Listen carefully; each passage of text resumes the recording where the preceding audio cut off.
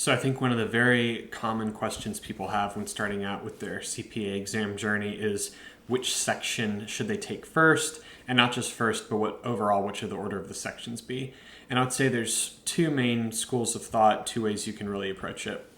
But in order to determine which approach is best, you have to ask the question, are you the type of person who would rather get the most difficult part of a task out of the way first, or do you want to get an easy win first in order to build momentum, get your confidence up, that type of thing? And neither one of those approaches is right or wrong. They're just different, and it's based on what works best for you. So if you are a person who, the concept of eat that frog, get the tough thing done first, I would definitely recommend taking FAR first, the financial reporting, because that is by far, generally speaking, the toughest section, certainly biggest in terms of material.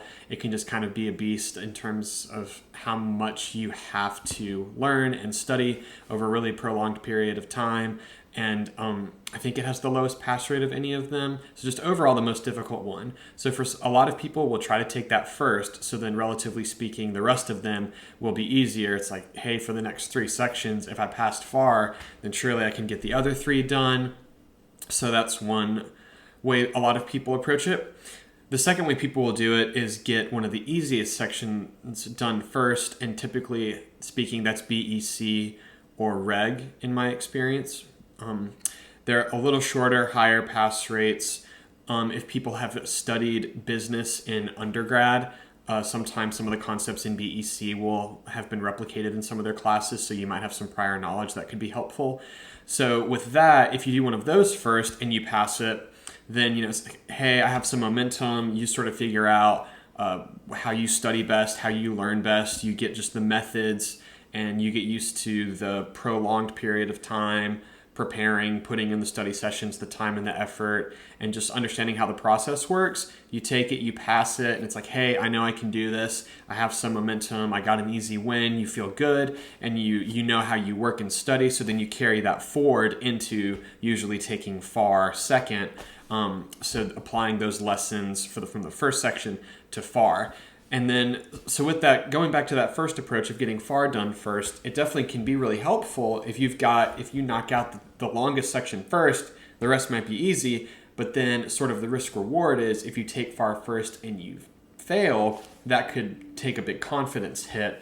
That could happen with the second approach too. If you fail on your first attempt, if you're the type of person where you think if you did fail, it would really make it hard, you would really start to doubt and wonder, am I capable of doing this? If that could potentially derail you, then in that case, it might be wiser to take an easy section to make it more likely that you will get the pass to get the momentum. So just some things to think about.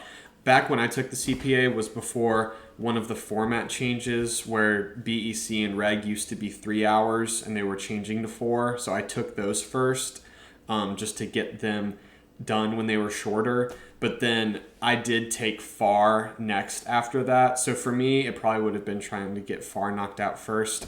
One last consideration is just your current state. Are you a full-time student? Are you working full-time? If you're working, are you in busy season? Because trying to take FAR during busy season is probably going to be incredibly difficult, if not impossible. So I think that is one thing to consider, that FAR paired with another really busy time of life, work or school, that will be tough. FAR might demand either, studying in the summer between undergrad and the MAC if you can, studying between a master's graduation and starting work if you can. I know some people working have to take sabbaticals to pass it, so FAR is definitely tough. So definitely think about what else you have going on time-wise, what you can dedicate to it. If you are a student full-time, then taking one of the easier ones might be better until you do have more time to dedicate it. So there's some initial thoughts.